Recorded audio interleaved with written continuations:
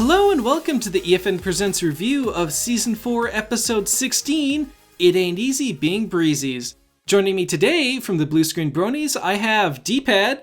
Hello. And Draco. How's it going? Blue Screen Brony, take over. Woo! Well, this is Natasha Levenger's second episode in Season 4, the first one being Pinky Apple Pie. And another key episode. Just to start off, what were your guys' first impressions after seeing this episode?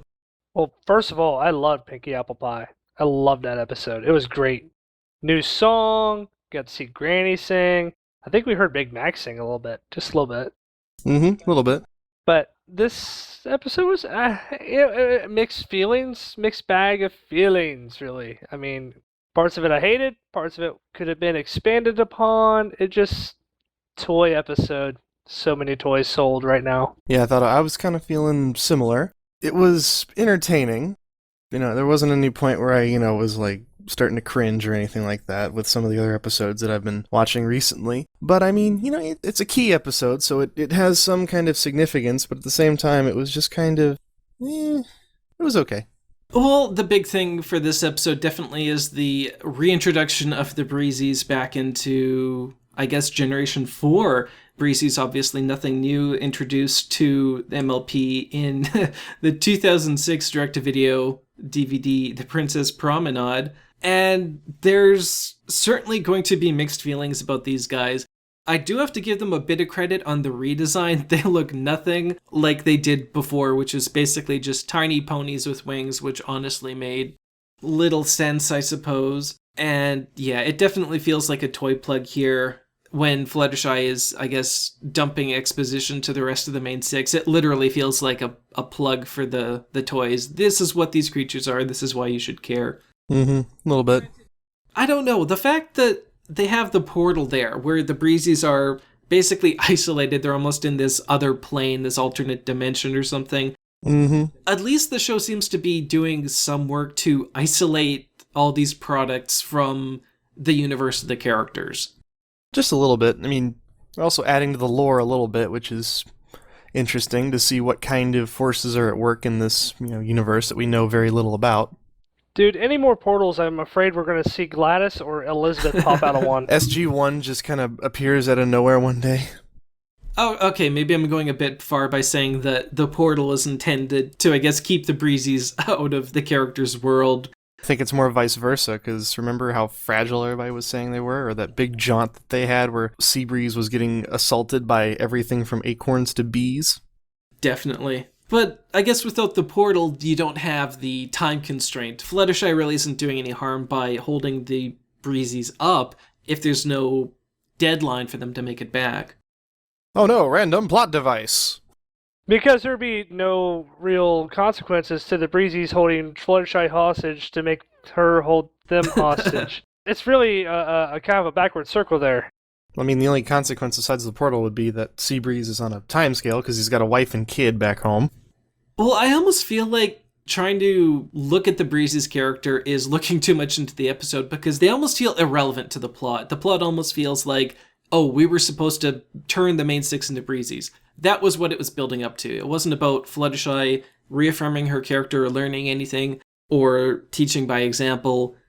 It's, let's have the main six turn into Breezies for some reason. That was a little bit, or I guess there was kind of a lesson when she had that revelation towards the end, but it wasn't changing her character. This wasn't reaffirming anything. This was just something she already knew and something she frequently did. She just kind of realized that, oh wait, I have to use this thing I do infrequently in this example. Okay. Because these things can speak a language that sort of I can understand, and they kind of look like ponies. I want to treat them differently than, let's say, the chicken or the cockatrice in the woods. Let's go ahead and do that. Well, I guess they're not harming anybody, right? That's the big thing. They weren't harming anybody. So, from Fluttershy's point of view, was she really doing any harm? And for the key episode, it does kind of come back to, is this Fluttershy learning something new or reaffirming her character? Because for all the key episodes up till now, it hasn't been about the characters really learning anything new as so much as reaffirming why they do what they do. These episodes have been about their elements. They're the elements of harmony.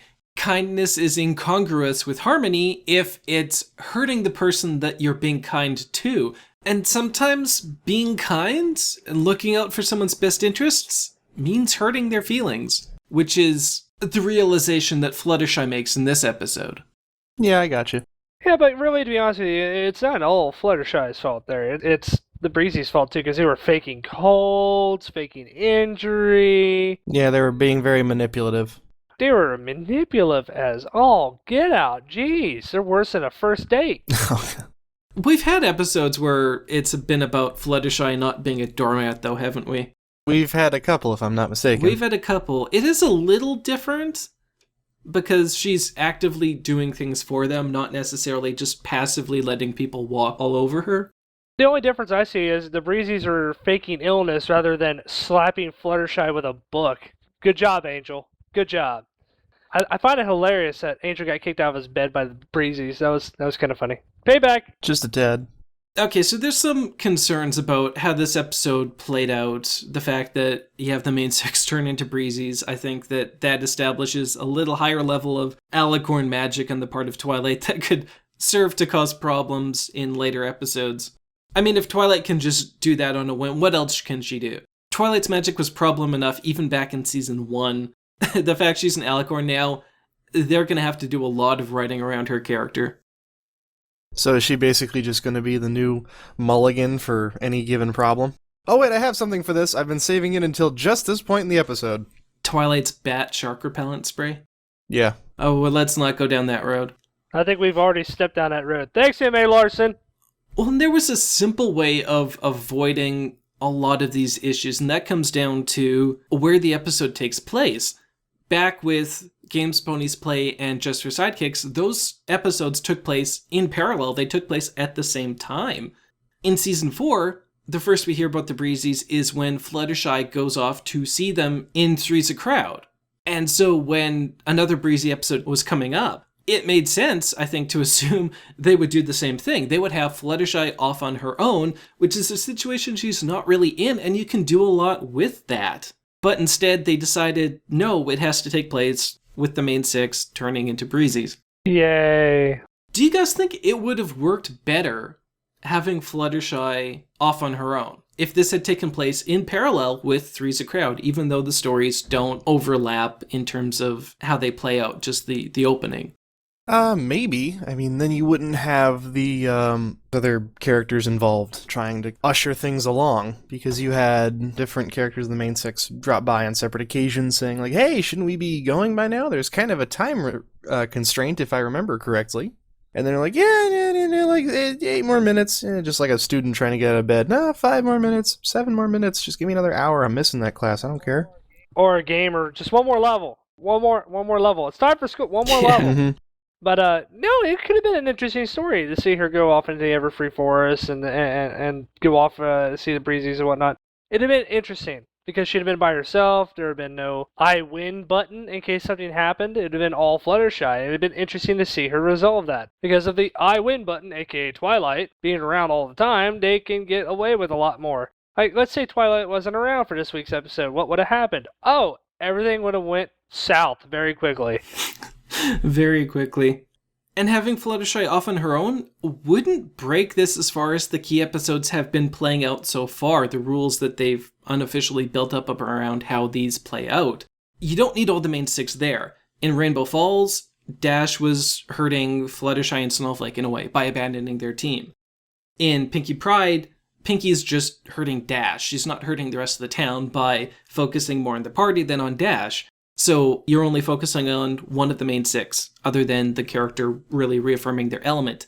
In this, the main six aren't involved at all, other than playing roles in helping the Breezies through the town, which we can get to in a minute. But Fluttershy doesn't hurt any of the main six in this episode. She hurts the Breezies. The main six don't need to be around for that lesson to play out. Nope, this was kind of like a self-taught thing. Oh, God. Self-taught. Okay. I was saving this, but we'll get to it. Seabreeze. Speaking of self-taught, what did Seabreeze learn in this episode? How not to yell and be me, really. Yeah, how to be less abrasive. Yeah, how to not be me. Textbook. But did Seabreeze learn that? Or is that just something that they pulled out at the end that was just completely forced on the character? A little bit of column A, a little bit of column B. I think it was more forced than it was brought out. I think it was forced mainly because Seabreeze wanted to get home any way But I was, possible. yeah, great, let's do it, let's just go. Let's do it right now, don't care, let's go. Yeah. Do it. It involves dropping a nuke. Oh, let's do it. God, let's do it. It'll happen just once. Do what? Doesn't matter, let's go. Because we would expect the change in Seabreeze to come from what he learned from Fluttershy. But what did Fluttershy do that would teach Seabreeze kindness is a good thing? All that Fluttershy was doing was holding up their entire group, keeping Seabreeze from getting back to his family, basically forcing him to face certain death to make the journey himself, which obviously didn't go too well. Mm-hmm. And when he gets in trouble, Fluttershy doesn't save him through kindness. Kindness completely fails. So nothing that Fluttershy did that was kind helped the situation in any way. So why would that communicate to Seabreeze that's a good course of action to take? I don't know, and Seabreeze even asked, why be nice? I mean, nice didn't do anything. When you were yelling at them, that worked. Fluttershy could say, well, this is why I was trying to be kind, but there's no results. If you went from a purely results-based approach, Fluttershy can talk till the cows come home, but when push came to shove, her approach didn't work at all. Granted, the approach Seabreeze took with Fluttershy didn't help his cause in encouraging her to get them on their way, but that has to do with being nice to get your way, not being nice for the other person's benefit. So I still don't see that inspiring the change in Seabreeze. I mean, the stare seems to solve more problems than Twilight's magic, it seems, with Fluttershy, but at the same time, I still think Seabreeze's question was more of the lesson than what either of them learned.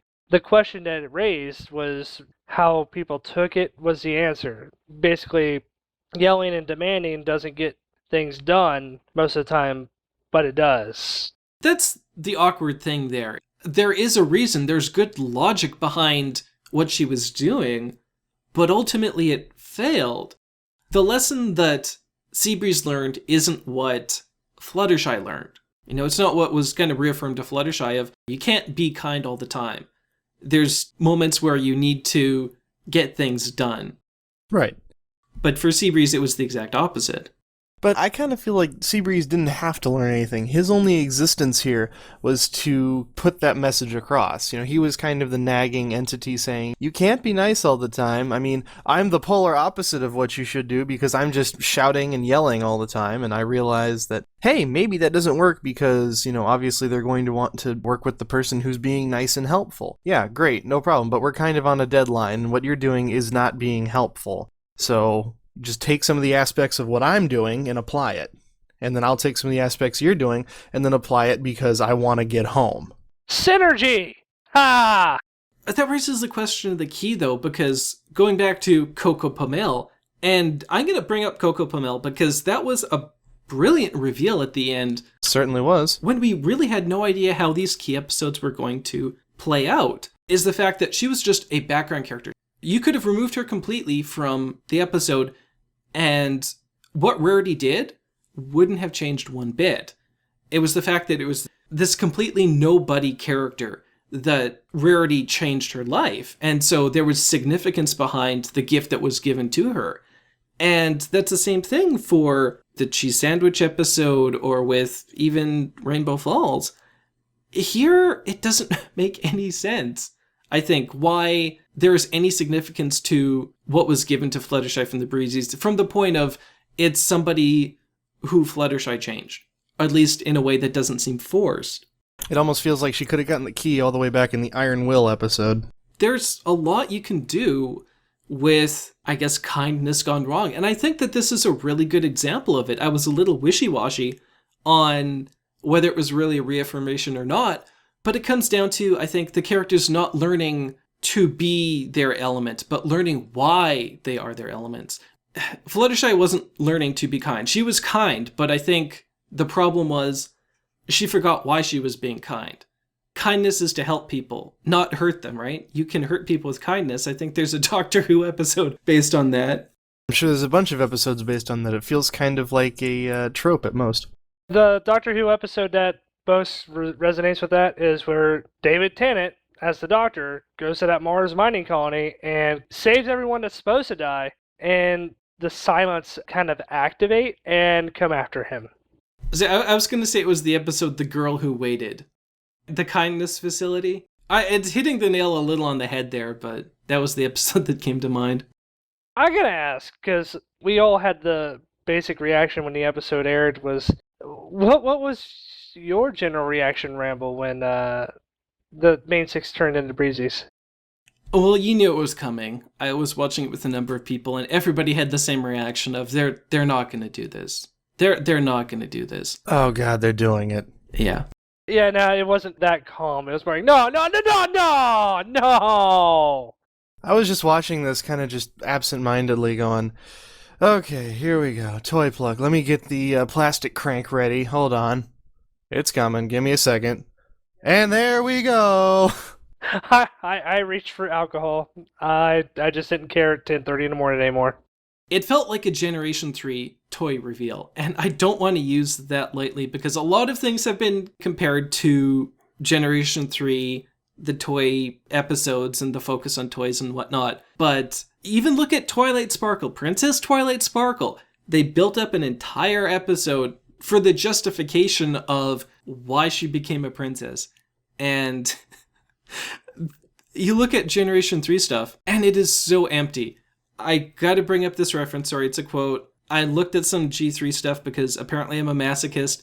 In the DVD A Very Pony Plays, you have one of the characters, Lily Lightly, becoming a princess.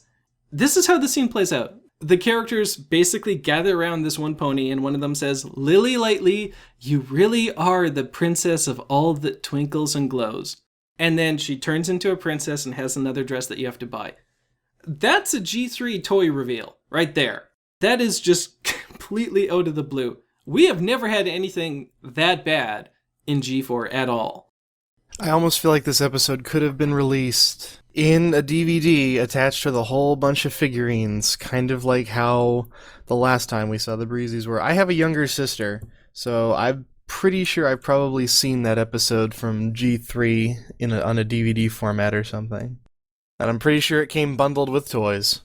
Well, we've seen toy episodes in guy cartoons, I guess you could say, like Transformers. Oh, hello, 1987 movie came out, and what did it do? Kill off 90% of the cast. I mean, hell, we've done that with G.I. Joe a bunch of times. I know I've gotten a bunch of figures as a kid that came with DVDs.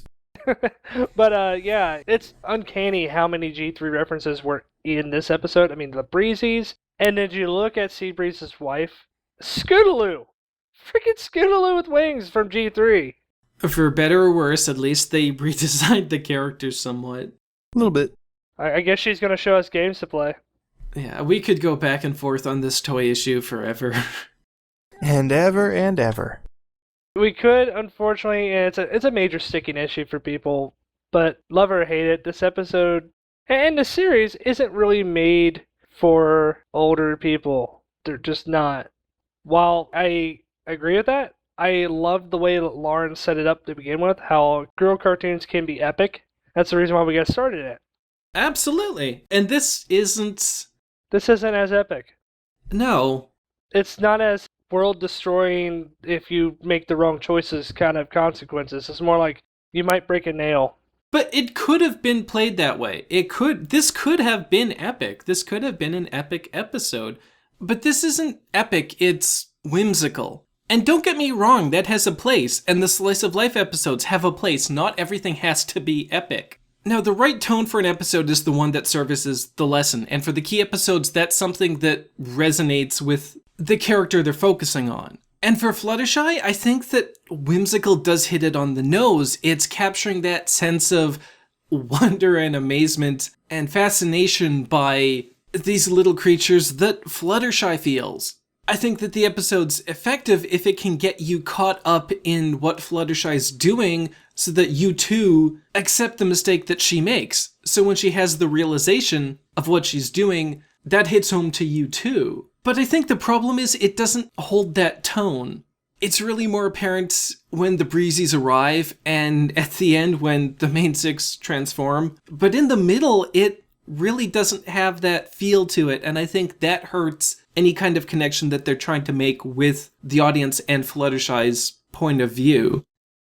Clutch Twilight saves the day. That's exactly what it is. Clutch Twilight saves the day. That's all it is. If Twilight wouldn't have been there, the Breezies would have either A, had to stay, or God forbid, or Celestia forbid, rather, they die. Now, we've seen toy shows like G.I. Joe and whatnot, and Transformers deal with death, but that was back in the day where death was kind of sort of talked about regularly on cartoons like Pirates of Darkwater, Godzilla, Sesame Street. Yeah, Sesame Street has addressed death a number of times. It happens, and you know what? It can happen again. Children are not and do not need to be absent of the idea of death because guess what? It's going to happen. I still remember the amount of letters that Hasbro got when Optimus Prime died. That was kind of funny, I guess you could say. Retcon! Yeah. Well, I can see them addressing that at some point, but I really don't see it in this episode. For one, if Fluttershy knew the stakes were death, would she really be throwing them a party? And for that matter, would the Breezies be staying around if them not getting home meant death? How could they not know that, right? And if they didn't know that, how would the characters find that out? And the second point, again, it's a whimsical episode. They're fairies, for crying out loud. Wouldn't it kind of clash with that feeling if they decided to just throw death into the picture? Hey, you know what? Disney has fairies and whatnot. Tinkerbell almost died once. Yeah, but that wasn't really recently. That's, like you're saying, back when it was a topic, I guess, that... Yeah, well, it's still a topic according to Disney. There's death in just about every movie. Frozen has death in it. And how many little kids went to go see it? That's because it's a Disney movie. I've yet to see a Disney movie where somebody important doesn't die. This is true. I just wish the Red Dragon and Mulan would have died a little bit, you know? Sorry, Eddie. Sorry. Yeah, Mushu was kinda just... But yeah, it's one of those things where death could have been addressed. And it kind of sort of subtly has with AJ's parents. So, I mean, why can't we talk about it? Why is this a subject that can't be happening? Because, like, it would have made the episode a little bit more urgent to get them home rather than, oh, you'll get hurt. No, it's more like, oh, it will crush you. I have no doubt that the show could tackle an issue of that gravity, but I don't think this is the best episode. I don't think Fluttershy would have acted the way she did if those had been the stakes, and it goes far beyond anything the other characters have faced in their episodes.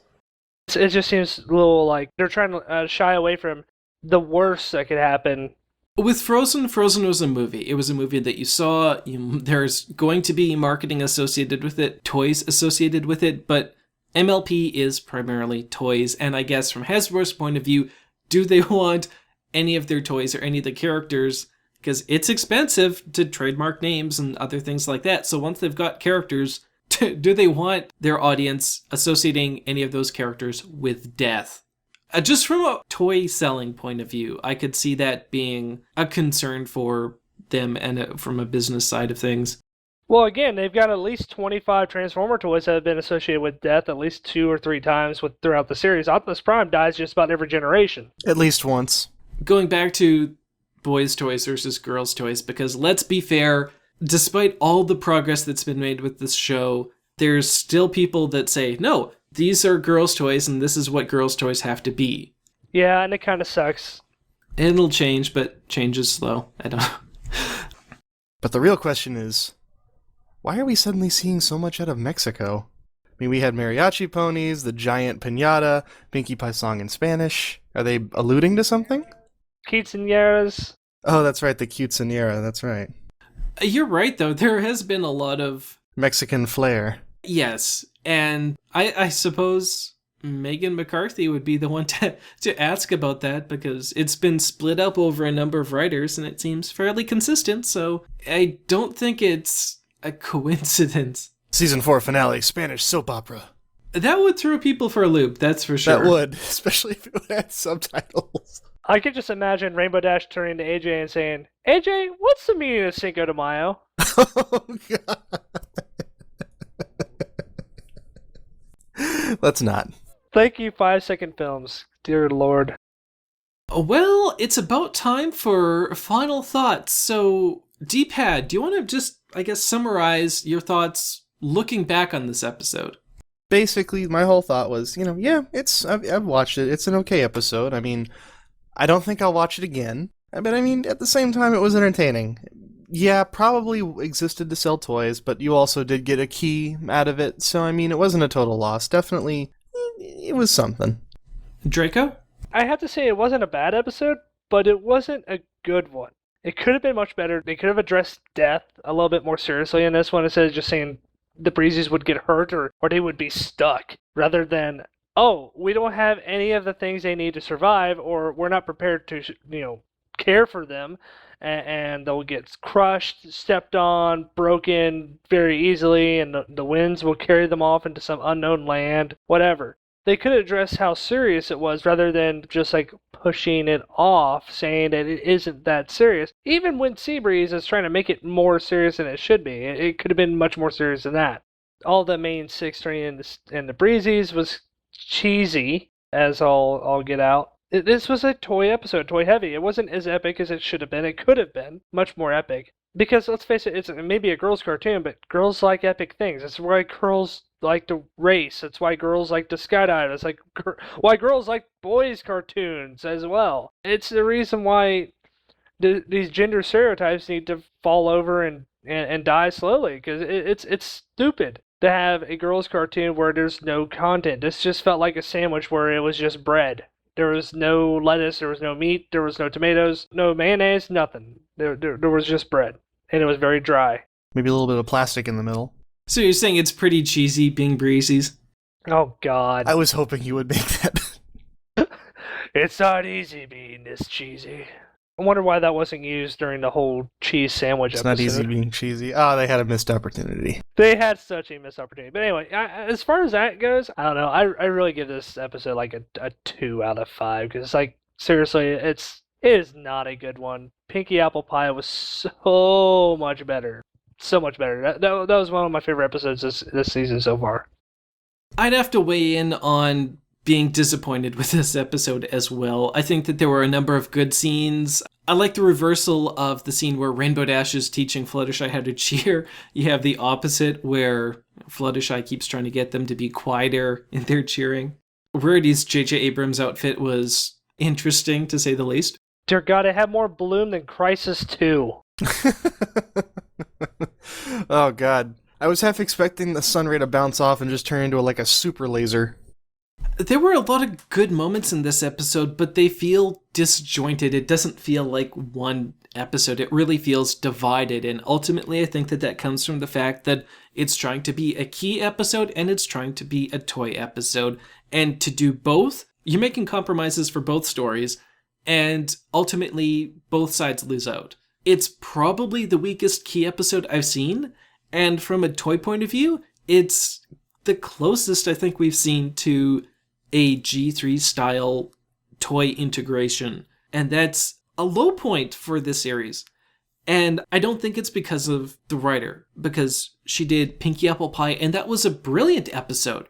That was a fantastic episode. That's one of my favorite episodes of season 4.